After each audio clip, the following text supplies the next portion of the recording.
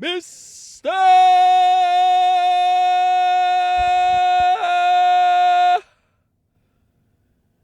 Kennedy. Welcome to the first episode of our podcast. This is not looking at me like that. This is what we call? Oh yeah, Talking Heels After Dark. Welcome to Talking Heels After Dark. I'm Gabby Davis. Can you introduce yourself, please? Come on. He just staring. He just had a delicious ramen meal. We are still in the parking lot of that ramen place that we ate at. And we decided, hey, let's just go ahead and knock this first episode of our podcast out. And he's laying back in his seat, just staring at me like I'm. What's so funny? Can you introduce yourself, please? We don't have time for this. I need no introduction. I am the toast of the coast, Simon Phillips. And for those who don't know us, Simon, give them a little fun facts about you, about your life and shit. Okay, I'll speak for you. Simon is an independent wrestler on the indies. Oh my god, like he's that guy. And I am a backstage interviewer in the world of pro wrestling. So guess what? We like coincide together. We have the same interests. And we be fucking. Okay, so there are certain things on here that you're not allowed to fucking say. Okay, like that. It's a joke. All right, you can cut it. It's obviously not a damn joke. No, we're gonna keep it in because that would be a good little clip moment. All right, keep it in. Because you want to be an asshole. First thing we're gonna talk about is Monday Night Raw took place last night. First thing we need to talk about is that booger, you know. So I do not have a booger. I don't know how you're making shit up. I'm making nothing up. Hold up, y'all. Let me see what he's talking about. Oh, shit. Okay, well. Okay. Ew. Give me a napkin or something. You're just standing there looking at me. Ew. So, yeah, first thing we're going to, mention, talk about whatever. Monday Night Raw took place last night. Simon said he fell asleep watching that. But he's a hardworking boy. And I watched the whole thing. The only thing that really caught my eye was that, Austin Theory and Logan Paul won the tag team championship. I did see that part. That was pretty early on in the show. I don't know why you're being sarcastic, motherfucker. I've seen it. Okay, then. There's the whole controversy with IShowSpeed. I saw it. I like how they're incorporating speed. They're incorporating these celebrities. IShowSpeed, he's a different person. I used to watch him in his younger days. I used to watch him in his younger days. I watch YouTube. I like watching gaming videos. IShowSpeed is funny. He's a funny guy. Now I don't watch him anymore because I've grown. But yeah, he's a funny guy. And he has great comedic timing, especially with him and Danhausen. What do you think? I didn't see nothing with him and Danhausen. There has been a back and forth between him and Danhausen for weeks. He cursed IShowSpeed, hence why IShowSpeed has been doing crazy things and has been having the bad luck end of things. Can you shut up? I had no idea. So far 12 matches have been announced for WrestleMania. Well, it's 2 nights, so I think 6 matches is a lot to keep up with for a 2-night. Well, 12 matches for a 2-night weekend. What's the matches? We're going to go through that another time during a closer date. Okay? Okay. Anyway. So, do you think they're going to have IShowSpeed interfere in that match in WrestleMania? I'm sure he'll be involved in WrestleMania in some capacity. Anyway, okay. So next, let's talk about your TNA experience. Simon recently wrestled for TNA. Sacrifice took place Friday in New Orleans. And Simon also got a chance to wrestle on their Saturday taping that will air on Thursday of this week. So Simon, tell us, what was going on with that? How you feeling, boy? Oh my God. Just kind of knew all week that, I knew I was going to be helping out as an extra. I knew I was going to be there and pretty much told myself that I was going to get a match, and that's exactly what happened. There were some obstacles in the way, some interference, if you will. I won't dive too deep into that, just to save face. But anyway, yeah, I still got the match that I knew I would get, and it went very well. Can't wait to see it and post about it and talk about it more after it airs. Moving up in life, Simon has been wrestling since he was about, what, 16 years old? Yeah. Yeah. And he's been doing this crazy ride on the indies since what? 2017, January 2017. Yeah. So, yeah. Way before we met, way before I knew he existed.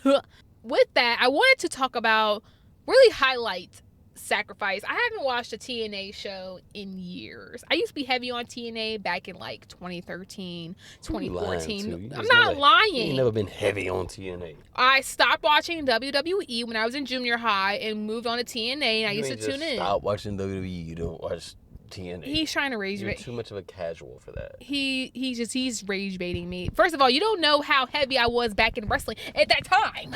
Okay? You don't know what I was doing back then. Anyway, so the whole, what's their names were? I don't know what their names were, but like, yeah, that era.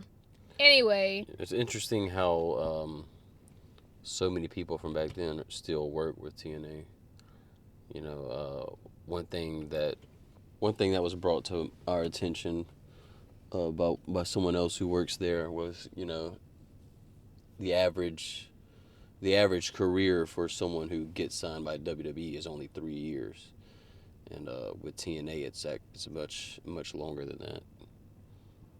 What do you mean 3 years? Like, as far as like the highlight of their career, like the prime of their career? No, like most people who get signed by WWE, they're like the average span of them being there is 3 years before they get released or leave. Okay. Interesting. Well, I'm not surprised. I mean, it's a smaller company. You have more freedom to go wrestle other places. You just have more flexibility in TNA, for what I know. Yeah. As I was saying, I was watching Sacrifice. Sacrifice is the first TNA show that I've watched since junior high, probably. And I really wanted to talk about like that mixed tag team match with Mustafa Ali. What's her name? Tasha. Oh my God. It's Tasha something. Anyway, Jada Stone and Trey Miguel. I'll be honest, I stopped watching after what was the match? But after the Cole, Elena Black and Mara Sade match, I stopped watching it. So, but out of all the matches I watched before that, that was the highlight of the night. That was probably match of the night for sure. I mean, easily. Mustafa. He's just, he's one of the best in the world. So all his matches are always going to be top tier. Yeah. Someone made a joke about, not telling him how good his match was because he already knew. Jada Stone, that girl, how tall is she? She looks small. She's short. She probably like 5'2". And to me, she stole that match. Oh yeah. It really had me believing that she could take on Mustafa Ali. It really did. And I love an intergender tag match or an intergender match in general. Like, why do we not see that more often? Especially, like, I don't understand. Those, to me, they have me on the edge of my seat. Well, it has to be believable, but someone like Mustafa, really calling that match. He's so good. He's good. He can just make it believable. And Trey Miguel's really good too. Everyone in the match was really good, and it was just a really good match. How do you feel about intergender matches, Simon? It has to be believable. If you can make it believable, then I'm all for it. If you can have a banger of a match like they did, then I have nothing against it in that sense. As far as like, Brock Lesnar going one-on-one with Charlotte Flair, there's just no way to ever make that believable. So I don't think we'll ever see anything like that from a top company. So another topic we can hit on. So WWE announced that John Cena will host WrestleMania. That's about as far as we know. But yeah. Mm-hmm. And you said, Simon, because I had said, oh, he's definitely going to be making some kind of appearance. Like, after he retires. They all do. And Simon's going to be like, no, he's not going to be like that. He's not going to be doing that. And look at where we're at. Look where we're at. I definitely didn't think it'd be happening this soon. But, I think they're trying to boost those ticket sales, and who better to do it than John Cena? So when they say host, what do they mean by that? Because I know, like, they always have their pre-show panels and their post-show. Of the coast. Oh my God. Anyway, they always have their pre-show panels and their post-show panels. It's like, is he going to be part of the panel? Like, kind of, what does host mean? I don't know. He's going to host the show. All right, anyway. I mean, we've seen this before. When? We've seen The Rock do it. We saw The Miz do it. I did not watch that. Well, just say you're not hip to the situation. Hip to the situation? You know how hard it is to keep up with every little thing that goes on? Oh, but apparently you be acting like you know everything. I do know everything.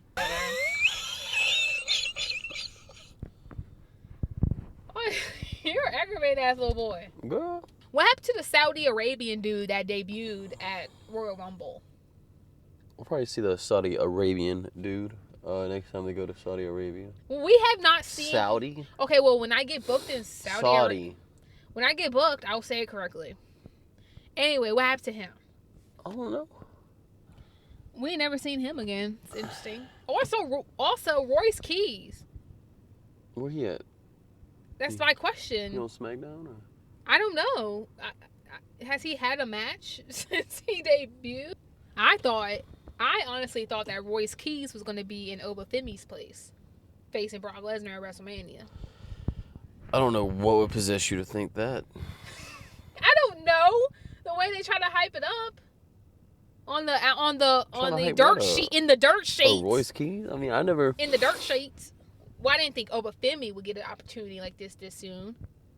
It literally could have been anybody. I mean, I could... I'm kind of a casual fan myself when it comes to actually watching wrestling, because I have so much going on in my life, and, I'm grinding to, get a contract. So I don't really have time to watch all the wrestling in the world that there is. I do watch wrestling to learn, mostly stuff from the past. But anyway, from, me looking into it, I didn't really understand the hype Royce Keys was getting when he got signed. I mean, it didn't seem like a huge signing to me. Understandable. So it kind of makes sense that, to me, it makes sense that he's not really being used, because, I mean, I didn't understand the hype to begin with. It's kind of like with Danhausen. But Danhausen, he's over now. So it's kind of like I haven't seen them give Royce Keys that opportunity to pull a Danhausen. To get the people on his side. Right. Guess, time will tell. Wildcat Sports this Saturday, April 4th. John Curtis, New Orleans, Louisiana. Be there so you can see me hunt some flamingos. He's going to have a match with Danny Flamingo at that show. Yeah, and it'll also be broadcasted on Title Match Network the week after. Yeah, probably. Follow us on Instagram, Gabby Christian Davis, also Defiant Simon Phillips, and let us know what topics or questions do y'all want us to answer and talk about. We're here for you. Thank you for listening to the first episode of Talking Heels After Dark. Bye.